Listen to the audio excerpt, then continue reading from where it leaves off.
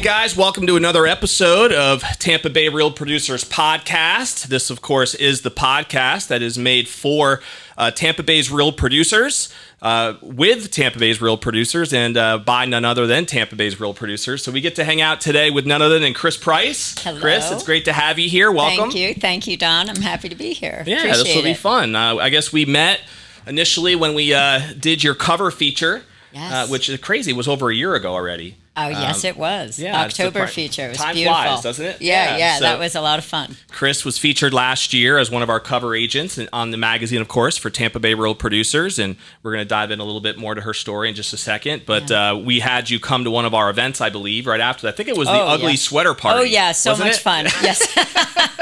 I think that's where you got your frame and all that fun Yes, stuff. that was a lot of fun. Yeah, absolutely. So that was an interesting event, a little bit of a theme-based thing that we did in the Christmas season. Yeah. So that's where we first met, and I know you've come to a couple of other events since with some of the happy hours and stuff. Absolutely. So nice of you guys to do it. It's a pleasure. It really is fun. I mean, that's an easy part of the job, I guess, right? Yeah. So let's start with a little bit of your background. That's the most common thing that we start with in terms of, did you grow up in this area? Eventually, how did you get yourself into real estate? Why don't we start there? So I grew up in New Jersey, in very rural section of New Jersey. Basically had a father and mother that would buy houses and flip them on the side. Okay. So I grew up with parents that would, we didn't know about flippers back then. They just renovated and sold, and they'd do it again and again, and they'd buy land on, like, let's say, a little lake and build a house, and then we'd live in it for a year during the summers. That was all out in, like, Southampton, Long Island. Sure. So we lived in New Jersey, but we'd spend our summers out there while my father would come on the weekends with all his brothers and everybody and do these remodels of these properties. So that wasn't their main business, but it was a side thing? No, it was a side thing for my parents. And I remember as a little 3-year-old being there, on the dirt with a piece of wood and a hammer and nail, having fun hammering in nails. And they got you to work early. I loved it. Yeah, that's painting any and 3-year-old sweeping. loves a hammer. I can see that. Yeah. I never banged my fingers, luckily. But, that's what I grew up with, was a father and mother that loved home modeling and remodeling. Okay. And then from there, I traveled a lot. I, after college, went and lived in Europe, and that was a blast. And then from there, I lived in New York City for 7 years and did all kinds of things. I was a graphic design artist in the city. Okay. And then I worked for different companies, Lehman Brothers, Booz Allen, and Hamilton as their graphic art designer. So your background was in that graphic space, huh? Yeah, okay. I have an art minor, and communications was my major. But so I ended up going down that path of graphic design. And then basically from New York City, moved down to Fort Lauderdale. I had started my own business up there. I sort of jumped a big part. I decided to start my own company designing fabrics. Okay. So my mother at the time lived in Bali, Indonesia. Wow. So I went over to visit her, and on the way back, I was there for 6 weeks, I decided, you know what? I love the fabrics. I love color. So I decided to start designing my own fabrics and manufacturing duvet covers, pillow shams, decorative bedding, shower curtains, table linens, and had it all manufactured in Indonesia. And I was really doing batik fabrics, which is a really neat lost wax design with fabric and how do you say it? With just how to get different patterns on the fabric. So you think that your business was driven at all through, like, seeing some of these interior design jobs and flips that your parents did growing up, and how, like, houses were remodeled? Did that play a role at all? I don't know. I just think it came from my art design sort of sense, being always into art in high school and then college. And then going to Indonesia, it sort of opened my eyes and all the different crafts that are over there with the woodworking and the jewelry makers and the fabrics and the stunning colors. Yeah. And so I was actually the only home decorative manufacturer in the United States that was making bedding and home goods with real batik fabrics. So it became quite a successful business. At one point, I had about 54 sales reps around the nation representing my company. Nice. And I had, oh my gosh, so many trade shows all over the country that I had to go to. So it was constant traveling, and I loved it because I was single at the time. Mm-hmm. But then when I got married later, I was like 32 when I ended up meeting my husband. Okay. And I started a little later than most people, and decided after I got married at 32. Was nothing wrong with that? Yeah, right? Like, I'm an older mom, you know. I had my kids a little later in life, and I'm so thrilled I did because I loved my 20s and had a lot of fun. And then... was your husband in the business? No. He was a paper salesman and worked for Unisource for years and years. Okay. So you met in New York? No, we met in Florida. After I left New York City, I came down to Fort Lauderdale and met him pretty quickly. And we just started dating instantly, and that was it. The flame hasn't gone out yet. So no, 24 years. We'll be 25 in February. Congrats. So yeah, thank you. Exciting. We're at 12 now, so we got some ways to go to catch up to you. Yeah, well, you're a lot younger. So did you come to Fort Lauderdale because of the business, or was there another reason? Yeah, so I just always loved summer and was so sick to death of the New York City winters. I can relate to that. I'm from Connecticut. I think I told you that before. Oh, yeah. You know, you just at 32, I'm like, why am I living in New York City dealing with this rain and slush and horrible weather for 5-6 months out of the year? So I said, forget it. I didn't have anything holding me. I picked up my company and I just moved everything down to Fort Lauderdale. I did all my cut and sew in my own facility. So I had a phenomenal facility down in Dania, and had my machines and cutting tables, and all the folks hired new people and did everything out of Fort Lauderdale. And it was a complete shift and change in my company at that time. So I went from importing everything from Indonesia to now doing a lot of cutting and sewing in the U.S. as well. And I also designed fabrics that were done in India, and product then was cut and sewn in India. So it was an interesting business. I did it for 13 years, and it was really successful. Very cool. You sold it? No, I actually decided after our second child was born, I decided just sort of to sell everything. Okay. I closed. I just was like, you know what? I had a brand new baby. I had a 3.5-year-old. She had been on 13 plane rides before she was 12 months old with me traveling. And I'm like, I'm not doing that with my second kid. Yep. So I decided to close shop. And then from there, I was so bored. I mean, I hate to say this. I loved being a mom. I love and thrive on being a mom. Yeah. But I was like, it's an adjustment. It was an adjustment. When you've come from running your own business to now being a stay-at-home mom and raising kids. Yeah, it was rough. So 6 months, when my son was 6 months old, I decided to sign up to go to the Fort Lauderdale Art Institute and get my degree in residential interior design. Okay. So I did that full-time for a year, juggling 2 little kids. And then after that, I decided that I couldn't work for anybody else.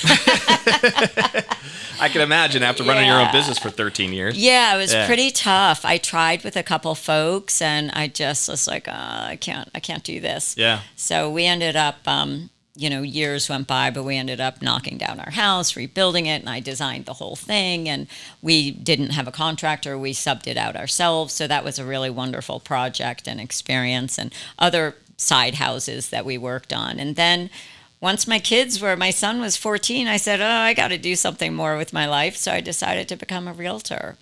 And that was 5 years ago. So that's interesting. So you just got licensed 5 years ago. Yeah. You had a pretty impressive background with the business that you ran, obviously starting in New York all the way down to Fort Lauderdale. Then you opened up, where I guess it wasn't your own business, but the interior design thing, working for other people, and you got sick of that pretty quickly. Yeah, that did not last. So what was it about being an agent that was appealing to you? Was it just the freedom of being your own, kind of running your own business again? Yeah, so, I come from an entrepreneurial family, and I'm a really hard worker. I wasn't afraid of being my own boss because I'd already been down that path. I think the fact that I didn't have to go into an office all the time, I didn't have to answer to anybody but myself.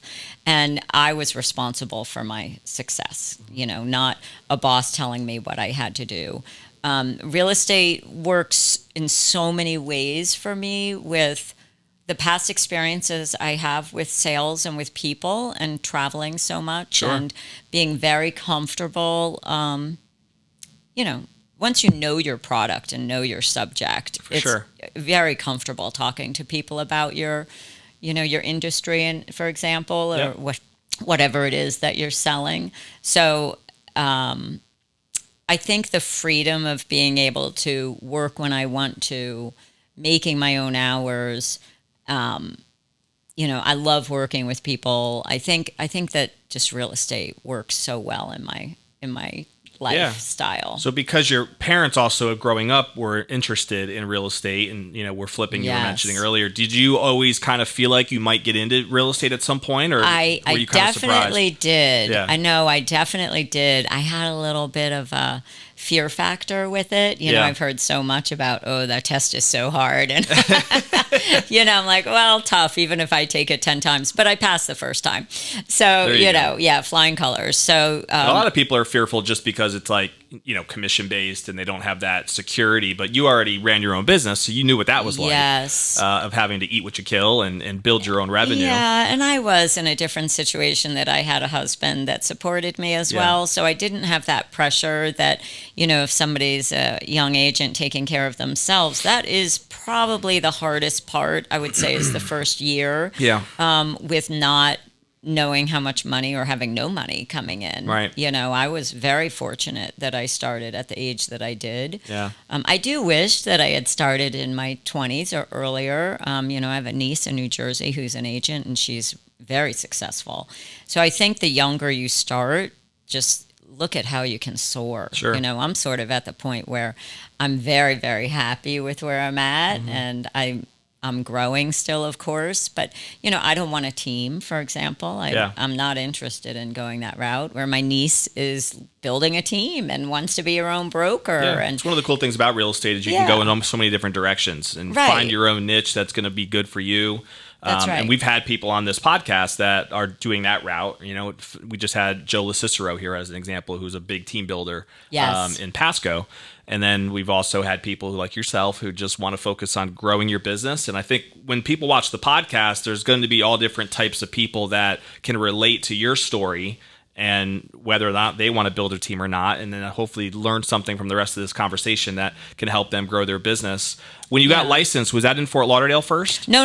It was in St. Pete. It was. So what made you move to St. Pete? Well, so we lived in Fort Lauderdale for 15 years. Okay. And, that's where we did a couple, our big build of our house, knocked it down and rebuilt it. And then we had a house prior to that we had remodeled and sold. Fort Lauderdale, I love, but it got very, very hectic. Way too much traffic. Crime was up. And we just sort of got tired of the rat race. And had explored so many different cities in Florida. And St. Pete is really where we fell in love with St. Pete and settled. And we're huge water people. We lived on the water there. We live on the water here. We just wanted to get back to a little bit of a quieter, less stressful life, which maybe some people who live here think, what? But I think it's really a cool city. Oh, yeah. And it's emerging still. Like there's tons of new stuff popping up left and right. Tons of new development. So when you moved to St. Pete, did you get licensed right away? No, I didn't. I was here for 2 years and then got licensed. Gotcha. So I'm an artist as well, so I got very involved with the Moraine Art Center and was doing. St. Pete's known for its art, too. Yeah, well, that's another reason I love it so much. Yeah. The painting, the glass, the clay. I mean, all of our museums. It just and just the whole vibe of St. Pete. It's exceedingly diverse. Very accepting of all kinds of people, which I love, having lived in New York City for 7 years and traveling all over the world. I like how open-minded our city is.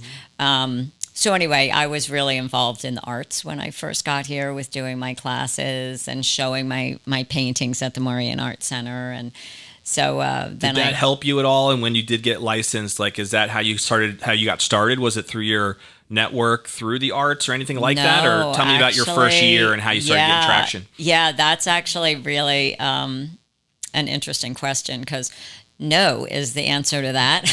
Maybe I should have had I now what I know, I would have absolutely kept in touch more with all the great people I met that were doing painting and everything with me in those classes. I ended up just falling into the greatest brokerage, I have to say. I love our office. I did start at a different office, and after 3 weeks, I realized that's not for me. Yeah. So I left them, and somebody that I had taken the class with had gone to Keller Williams downtown St. Pete.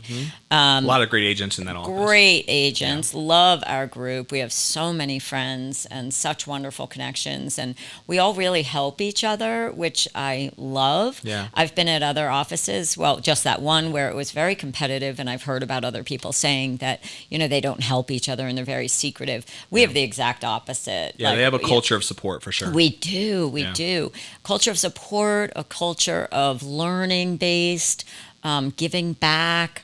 I have just such wonderful friends with our office. We love getting together, having, parties, going to do our KW Cares Red Day event is a big deal. And we've done an article successful. on that before too, KW Cares. Oh, it's phenomenal. I feel like for all the offices that are in Tampa Bay, I don't know this to be completely true, but I believe we've featured more agents from your office than any other brokerage or office in the area, just based on there's a lot of top producers there, that do really well. And I think a lot of that is because of what you're talking about, is the support. So, I mean, if you are somebody who's maybe even new, right, in real estate, I think it's pretty important to try to find some level of support in whatever organization that you're going to be in, because it really does make a difference, I think, in how quickly you can get off the ground and get some traction. Would you agree with that? Oh, 100%. We had a mentor program when I started, and we have Ignite, which is as soon as you become a realtor, you have to jump into the Ignite classes,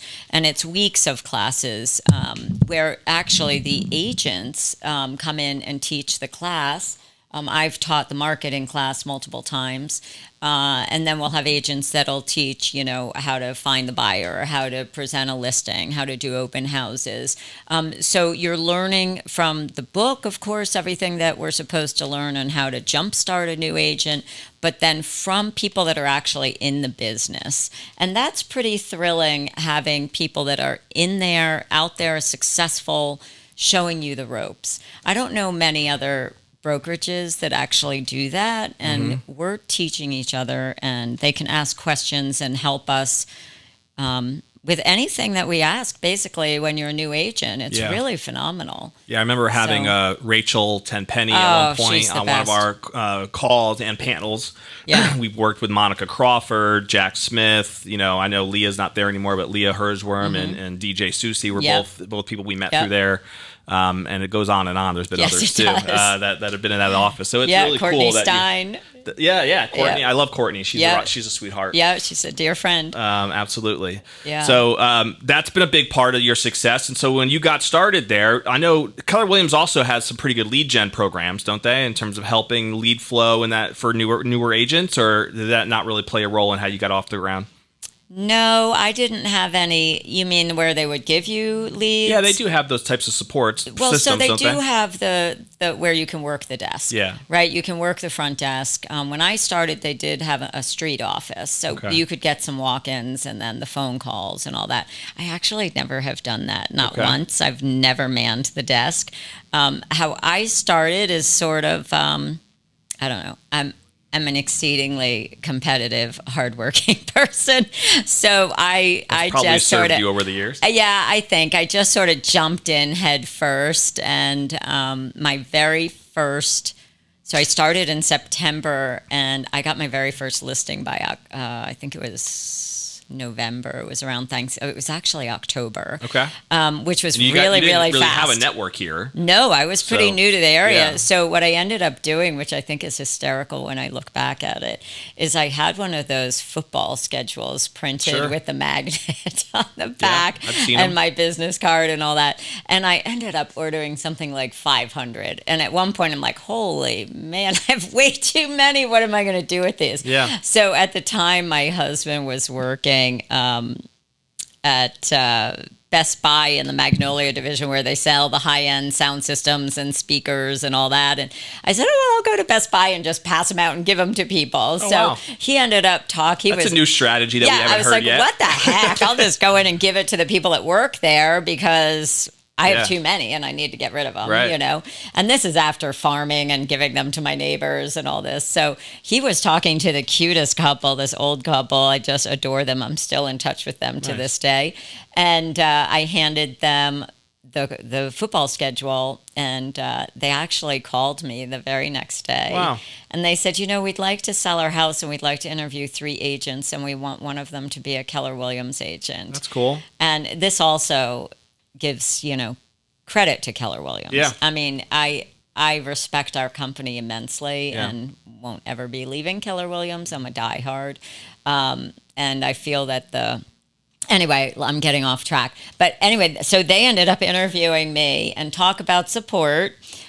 Jack Smith was already an agent there, and my mentor could not go with me to the listing appointment. So Jack said, oh, I'll go with you. He said, meet me at the office at 7 in the morning. I'm like, okay. So the appointment was at 9. So I met him at the office. He went over everything. He met me at the house at 9. We both sat there, and, you know, I was nervous as heck. And then they said, would you excuse us for a minute? We're like, yeah, sure. They go into the other room, and they come back and said, well, we'd like to sign up with you and list with you right now. We're not going to bother with the other agents. Wow, and that was awesome. my very first experience. Very and cool. you know, that just is a testament to the incredible support we have of each other. Yep. And I love Jack too. Oh, he God, won our Real I love Producer of the Jack. Year award this year. at our Yes, banquet. I know. I was there. I was one of the rising star females. Yes, that's right. That's Yeah, right. in the top 5. But so he helped me get that. And the funniest thing was, as soon as they said that, they're like, okay. It was sort of like, my job is done. He got up and he left. I'm like, oh my gosh, what do I do now? You Right. know, I was so slow at filling out that listing agreement and didn't know what to do and all that, but I made it through it. And that was my very first listing. And I have to say, that led to everything else. That was incredible. It was a phenomenal house in Old Southeast. And while I was holding my open houses, I was basically, which everybody needs to keep in mind, you're always being interviewed. Of course. And you never know it, Yeah. right? So I was at that open house, and people were coming through for a couple days. And one couple called me and said, hey, we met you at the open house. We'd like to sell our house. We would really like to interview you. I said, fantastic. Set up the appointment. Got the listing. Nice. While I was there, got a buyer. While I was there, the neighbor wanted to sell their house. They hired me to sell the house. I had the buyer. I sold their house with my buyer. Wow. All started right, like, bam. All I organic, started right from the get-go. all organic. Yeah. I started in September. All of that was, you know, like October was my first listing, and it just took off. Yeah. So Do you remember what you did in your first year, your first full 12 months? yeah, my first year, I believe I did around 8 million in my Yeah. first So I year. think we featured you as a rising star, I believe, Yeah. right? In Real Producers. And that's, Well, that was just last year. I mean, Right. right? Wasn't that just earlier this year was the Rising Star female top 5? right, the awards banquet that was we this just year. had, yeah. Right. You were nominated for that category by Right, your peers. Yeah. right. Yeah. By my peers. That's such an honor, you know? Absolutely. It really is huge. So being one of the top 5 out of how many hundreds and hundreds of agents Well, there's a in Pinellas lot. County? 15,000 that at least did a 15,600 deal agents. last year. For Yeah. sure. Oh, So, yeah, right? Oh, but that's interesting. To At be in the least top did a deal. 500, there's over 15,000 agents in Tampa Bay. That's all 3 counties: Pasco, Hillsborough, and Pinellas. And this was top 5 female rising star Correct. that was under 5 years and Correct. under in business. Yeah, 5 years or under that were nominated for that category. Yeah, so that was quite an honor. Thank you very much. Of course. It was our pleasure. Really enjoyed that. Now we got to get you nominated for something else next year. Yeah, well, we'll see. We will. We'll have another know. one in March. I think that event is one of our favorite events. So it was phenomenal. We'll try to keep doing that annually, I hope. Oh, that was just a beautiful event. I was very impressed, I have to say. Now I'll know to dress up a little bit, more bling. We might do a different venue this year, but we'll see. We'll see. I think the venue kind of worked, but we had a lot of people there for that venue, so it was a little tight, I felt like. But we'll see. We'll see if we might find a couple options. Super successful. Going back to your story, so have you done anything different now over the years, Chris, in terms of do you have some specific strategies that are kind of part of your business plan? Yeah. That's how you've scaled? Or is it still just maintained kind of strictly organic type stuff? No, I have. What do you love to do now? Yeah, I've actually made huge changes this year. Okay. I will say one of the number one habits, I guess you could say, that I've formed and done consistently from the very beginning is farming my neighborhoods. So I have 3 neighborhoods that I farm consistently. And when I say consistently, I mean every single month I'm sending out a postcard or I'm doing a door hanger or I'm doing a giveaway. During COVID, because, we couldn't really see people, I made these wonderful little spray bottles with sanitizer in them, had my name and everything on, put them in a bag with some other stuff and hung them on everybody's house in my neighborhood. And, I know people that still have them because they're refillable and they thanked me for it. I mean, that was, thinking outside of the box a little bit. That was good. But this year, I'm at the September 1st is going to be 5 years that I've been in the industry.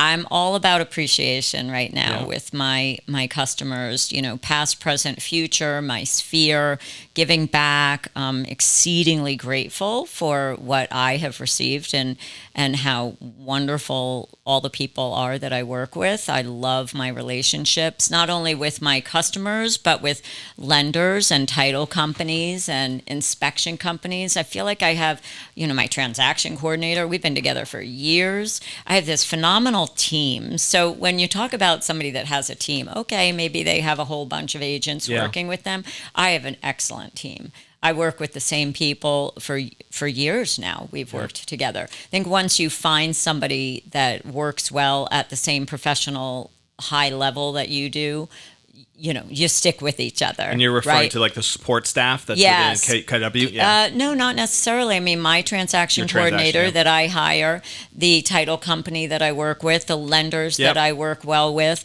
the inspection companies that I work with. I have incredible vendor lists that I've built up over the years of fantastic roofers, electricians, plumbers, AC guys, all that. Huge. That's part of it. But back to what I'm changing this year is giving back. So I've really started doing events quarterly to give back to my customers. So I did a super fun shuffleboard party at the St. Pete Shuffleboard Club. Very successful. Had a food truck with everybody got a free meal. I had an open bar. We had eight lanes that we could play. It was so much fun. That's cool. Had music. Then we did. Did you do that with Courtney? No, Courtney does her own. Okay. Yeah, So she has such a different business than Yeah. I do. Yeah, she's my business is more my age sort of, and I sell a lot of waterfront. So the majority of my sales are about $1 million on average, $1 million or more. If you mix, from the 2 point whatever down to 300, right, in sales, it sort of averages out to be about $1 million is my average sale. So. Anyway, so we did that. I think I saw just last year alone, was it 17 transactions or so last year? For last year. Just last year, 2022. Yeah, the year before was 27. Yep. So last year was a and weird year. You were averaging for about me. $1 million per Oh, unit, absolutely. right? Yeah, absolutely. Yeah. So anyway, this year it's all about appreciation and giving back and having events and building the relationships. I'm not just about farming my neighborhood where I'm sending out postcards, right? I live in the neighborhood. I go to our parties. I hold parties. We have, boat club in our neighborhood. We sponsor it at our house once or twice a year. I'm out walking the dog, have tons of friends, see people all the time, out and about. We have customers come over we take them out on our boat for lunch or for dinner. It's not just, I'm going to send out a postcard and I'm going to follow up on a phone call from meeting this person. It's about building that relationship in so many more ways. Yeah. Right. I think it's smart where you bring up, I think a lot of times people hear farming and they just think it's going to be easier than it really is, in my opinion. Yeah. I feel like the important thing when you're going to do those strategies is consistency, right? And you've mentioned that you've been doing that now for years. And I'm assuming that you've gotten deals from it and you've been able to get traction from that. But that's really how you distinguish yourself in an area. I view it as what I would call area management, right? Like knowing exactly what markets you want to serve. And then if that's truly your target audience, it's smart for any business owner to always be in front of them because you just never know when the timing's going to be right, you know? And it's when you're trying to play the timing game that I think it doesn't work. You don't get the traction from that, and people just end up thinking, this is never working. I got to quit that. I got to hop and do this strategy, and then they never commit to a specific strategy, and they end up, really missing out. I think on what could have been. I think they also are impatient. It does take Very time. Much so. Yeah. I do remember in one of my neighborhoods, not the one I live in, but one that I was farming. I had sent postcards to that neighborhood for 2 years, and they also saw my open house signs. They saw my, me out and about putting the signs, picking them up, all this.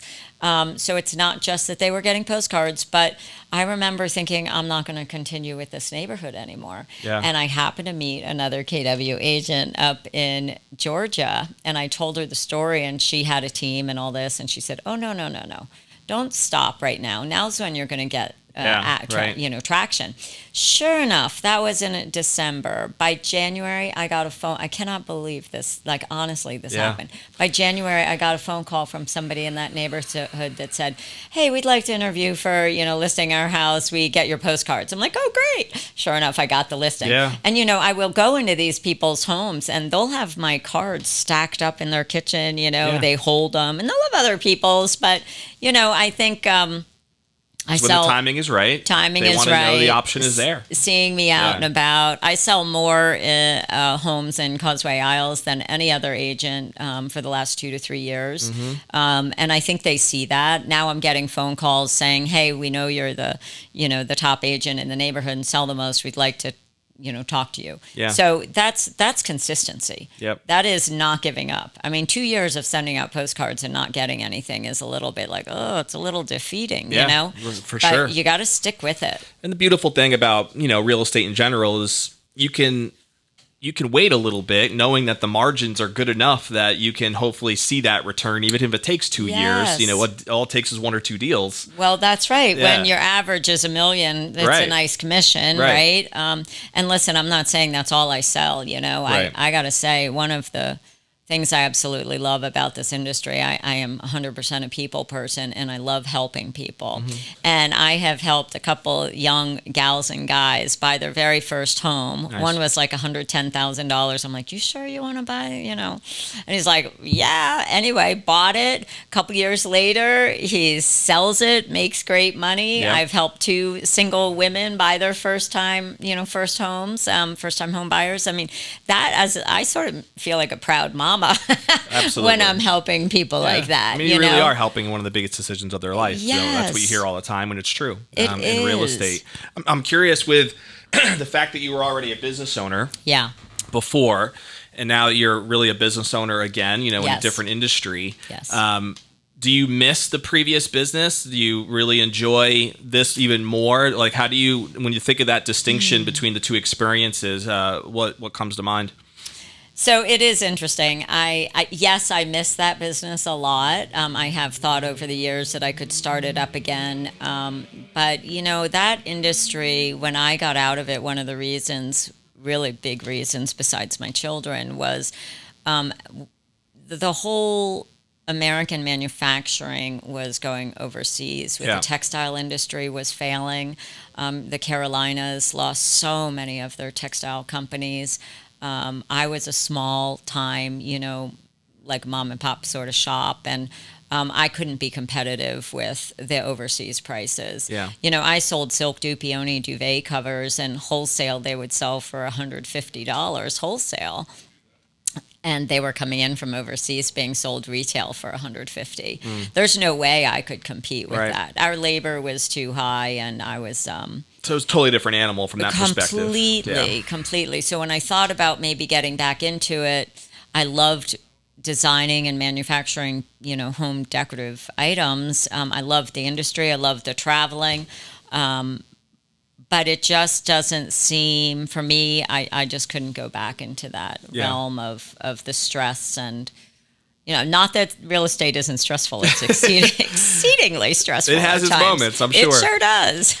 Do you think this, can you see yourself ever having another business, or is this the one that you could see yourself staying with for the rest of your professional career? Yeah, no, I'm going to stay with real estate for sure. For the rest of my professional career, there's no question. I love what I do. Some people are like serial entrepreneurs, right? And I have a little bit of that in me, to be honest. But there's this element of always thinking that there's another business out there for you, for some people. I listen, at my age, I'm sort of ready to, I'm not slowing down in any sense of the word. I'm looking forward to, growing my company for sure.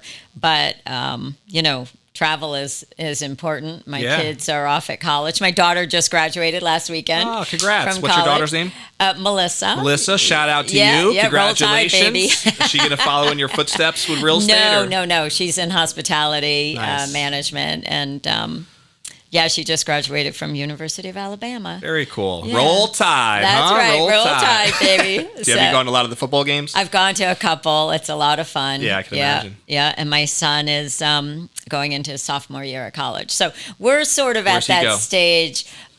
He's at Santa Fe College. He wanted to get into UF, and that Santa was Fe in New Mexico? In Gainesville. Oh, Gainesville. Okay. Yeah, so super tough getting into UF. So he'll do the 2 years at Santa Fe and then transfer to UF. Oh, so a little rivalry there in the family. Yes. Gators versus Roll Tide. And my husband is Florida State. So. Oh my goodness, it's a war every time my Saturdays roll around. Bulldogs. It's almost that season, huh? Yeah. Football's right around the corner again. That's right. So I was going to ask you about on the personal side, just to again give people more information about who you are if they don't know you. What do you guys love to do for fun? What keeps you busy? What's the Price family into? Yeah, so I'd say number one is the boating.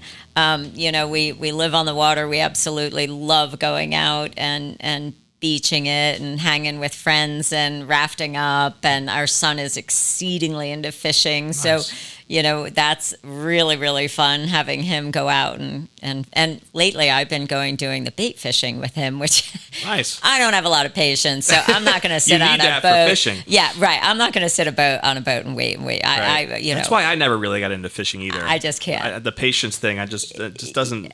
I don't know. Yeah, it's peaceful, which I can understand. Yes, but yeah, that's right. I get bored. Me too. So I have to say, you got to try bait fishing. It was so much. I have never done fun. It. Yeah. So he has a line which is with these hooks called a sabiki, and it has maybe 10 little hooks on it. So you go where the fish are happening, like under a bridge or something, and you see them all fluttering in the water. You throw out the line, and you come in with 5 or 6 little fish. It's so much fun. Yeah, that sounds different from what my experience has been. Yeah, anyway. So for me, that's the best because that's 15, 20 minutes out there catching about 50 little fish. That's pretty cool. That makes sense. I can probably jive with that. I think for sure. you would enjoy it. Yeah, because it's a quick little out and have great success and then come back. So there you go. I think that's that. We also have a beach house down in Fort Myers Beach. Nice. So we've been quite challenged this last year because it was hit by the hurricane. Oh, wow, yeah. So, but we've had that for 19 years. So we love going down to our beach house with the family. Did it take a lot of remodeling friends. To get it back to? Oh, we got 9 feet of water. We had to gut the whole house. So,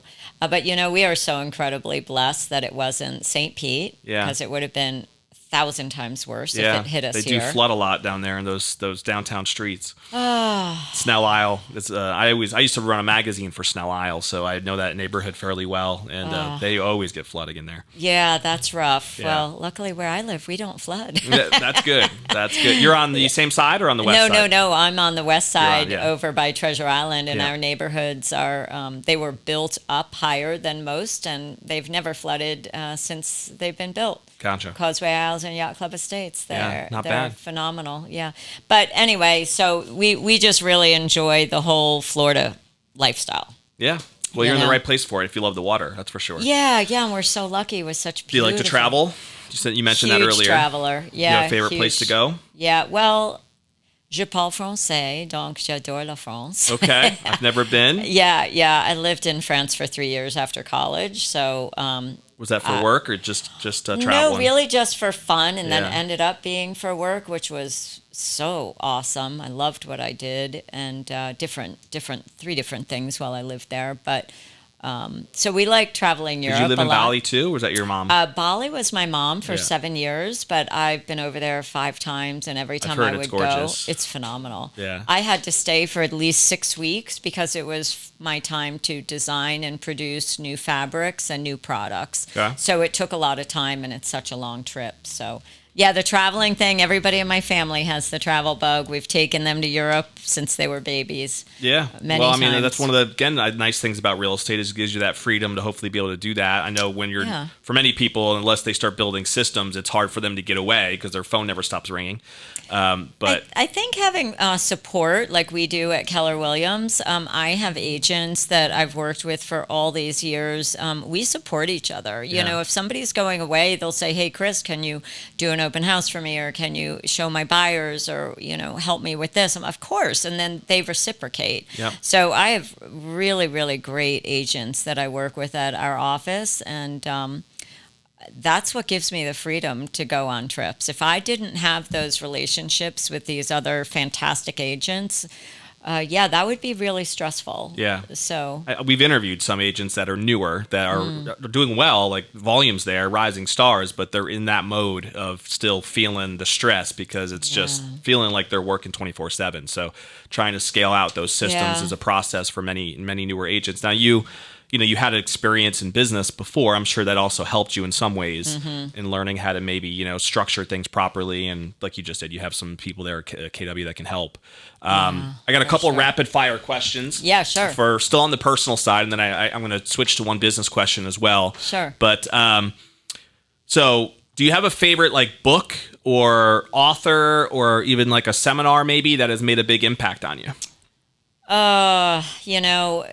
We like reading our Gary Keller books, Sure. I mean, makes sense. The $1 million real estate agent, classic. The Shift, right? So those are books that are by my bedside. And with this past year, the Shift has been quite helpful, I have to say. But, I love reading all different just kinds of books, but like fiction books? Or? Yeah. Right now, I'd say my son has gotten me into this book called Dopamine Nation, and he's only 17, but it's sort of incredible what he's reading. That is all about our world today and how there's just too much indulgence. Yeah, and that is how, true. Social media has just no one has the attention spans anymore. That's right. Yeah. And so I find that really fascinating because it's a doctor that's interviewing her patients, and they're at the extremes, right? Of course, from maybe drug addiction and how they recover. But our nation right now, everybody's so into instant satisfaction and the highs and the lows. I don't think this younger generation has a really good balance on happiness, and I think it's an interesting state we're in right now. For sure. With everybody trying to realize that you're not always going to have an extreme high of always being extremely happy. Yeah. And let's hope they're not going to extreme lows, that you have to realize that there's a balance here. Yeah. Every day. I have read studies and seen things about I think social media has a lot to do with what you're describing. Yes. But the idea that the more friends somebody has on Facebook or followers even on Instagram, there's like a psychological link to lack of happiness, and I wouldn't know if it's necessarily depression, but the idea of like you're less fulfilled the more of a social media following that you get, which 100%. Is very interesting, because you would think it'd be the opposite that's the culture anyway, about a lot of people. So it's an interesting thought. And a lot of it, I think, is because of the selfie culture and, what do I need to do now to impress the next person? And, everything is really in many ways fake on social media regardless. It's so sad, actually, when you really think about it. It kind of breaks down the importance of just genuine relationships. That's right. Yeah. That's right. Yeah, it makes sense. So, anyway. Do you have a favorite show, TV show, movie, something that has been entertaining for you? Well, Yellowstone, I was obsessed with, and then that whole series that went I've never along watched with, any of it, actually. Oh, I just loved it. But I've heard good things. Yeah. I'm watching Suits right now. I'm watching Suits. Are you really? Oh my gosh, it's very addictive. Oh, it is. I was going to start with that, but yeah, Suits is really, really fun. Again, my son was watching Suits. I'm like, what are you watching? So he told me about that, and. I'm I love how they always find a way out of the legal problem, It's like there's always a solution. There's something they can do, Yeah, I'm only in season 1, episode 5, and I'm not one that just sits and binges and watches over and over again, but it is fun, I think. Yeah, I'm up to season 5 already. Oh, you are? Yeah, there's 9 seasons, though. There's a lot. Oh, a lot of content. A lot. See, I don't it's know going to take a while to get through all 9, but I've done 5 seasons in like probably 6 months. So, oh gosh. Yeah. So I don't know if that's considered binging, but I've been watching a lot. Yeah, that's an interesting one. I do enjoy it, but anyway, you know what? I'm just not a huge TV person. I like just recording my news in the morning and news in the evening, and I work a lot. And then I love the arts. So recently I started doing pottery classes with the wheel. So I just loved that this past spring. So I'm going to be signing up again in September for that. And very cool. Yeah, that's through the Morean Arts Center, the Morean Clay Center. Yeah, again, St. Pete's got so many great things to do, get involved with over there. Yeah. And it's cool just to hear, like, again, you're still, for all intents and purposes, a newer agent. You've been licensed 5 years. Yeah. Even though you got traction pretty quickly, like it's obvious that you have a great lifestyle, I feel like, a very good balance between your personal life, the fact that you get to enjoy the St. Pete area, the arts around you, and then obviously you still work hard and have built up a great business in a short period of time. So like I feel like for a lot of agents that are out there, especially if they are newer, or even if they're not newer, sometimes it's that whole word balance is something that people pursue. Depending on who you talk to, some people think it's a complete myth anyway, which I can kind of see in some points. And then, but I do think it's important for us to have like a well-roundedness to us, right? Yeah. In different ways. You seem to have that. Well, I'm actually really happy you brought that up, because that's been a huge problem for me. 2 years ago, I was working so much. I did $28 million as a single agent on my own. It's not easy. And I remember thinking, oh my gosh, I haven't had a day off in 3 months. Literally, I remember 3 months I haven't had a day off. And I said, oh, there's a real problem here. And at that time, I realized I had to shift my work-life balance. And I've worked very, very, very hard at that this year specifically. I'm really competitive and with myself and other people. So when I saw that my sales were like not as good, I beat myself up and all this. But you have to realize that things happen in your life and you can't change those things. And you can't be mad at yourself because you're not doing as great as you did the year before. You're not doing as well as your, a friend that's an agent. I've tried to stop comparing myself to others. That is exceedingly important. Yeah. I don't think you should ever compare yourself with others. That's another key to fulfillment. Terrible. Social media is really bad for that. It's kind of built on that. It is. And then the whole balance thing. This year I've decided I'm not as worried about my numbers. I care more about my life and my time with my family and for myself. And yes, I'm successful and exceedingly a hard worker, and I am very dedicated to my customers. But there also has to be a time where you say, I'm not going to answer my phone at 8 o'clock at night when I'm out to dinner with my husband. Yeah. And before would always answer the phone. Right. I do answer the phone and I do reply and I'll work till who knows what time, Sure. right? But there has to become a time where You have some you're boundaries. happy with your life Yeah. and balance. Yeah. I mean, we can't take it with us, right? When No, we pass away. So that's right. The reality is you only live once, and that lifestyle, I think, is why we should be working, is to create the lifestyle we want. Completely. Yeah, it makes sense. Keller Williams has this, Gary Keller has this motto, which I really love. He says, in December, when you're making your plan for the next year, start with your calendar and schedule your vacations. Yeah, He says that's the number one thing you should do is schedule your vacations. no doubt. I've been doing that for years, and it's huge. It's the way to go. It's just something to look forward to, that's too, all the time. right. Yeah. And you're working for things like that, right? You're not working for the sake of working, you Right. know? Yes, we all want the house or the things and we want to move forward with success in our lives. But if you don't take time for yourself and your family, what's the point? No doubt. That's good wisdom. And Yeah. great advice for agents that are really in that hustle and bustle mindset right now. Again, there's a season for everything. So there's a time where that is expected, right? And Yes. fine and probably needed. And this is a business where you're not going to work 9 to 5. We all know that, right? Oh, yeah.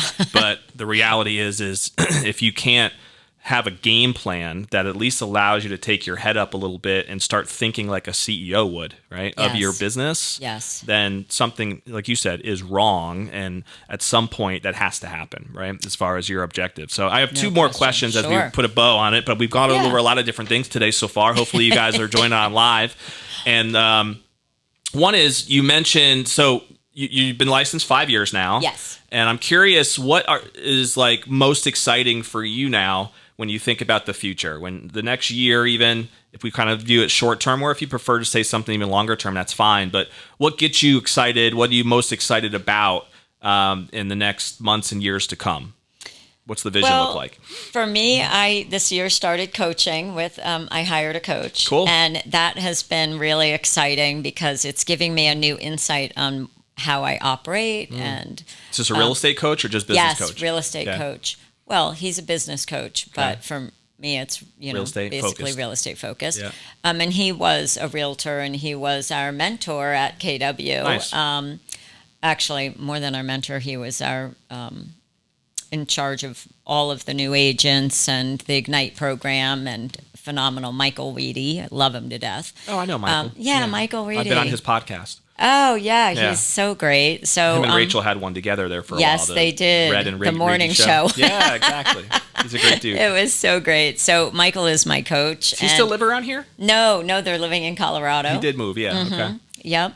So anyway, I'm taking my business to the next level again, like I said, about appreciation and giving back. And Michael has helped me master and figure out how to do events and what would be the best kinds of events to go, to plan. So quarterly this year, I'm doing an event every quarter. I have a new one coming up in September that I'm excited about.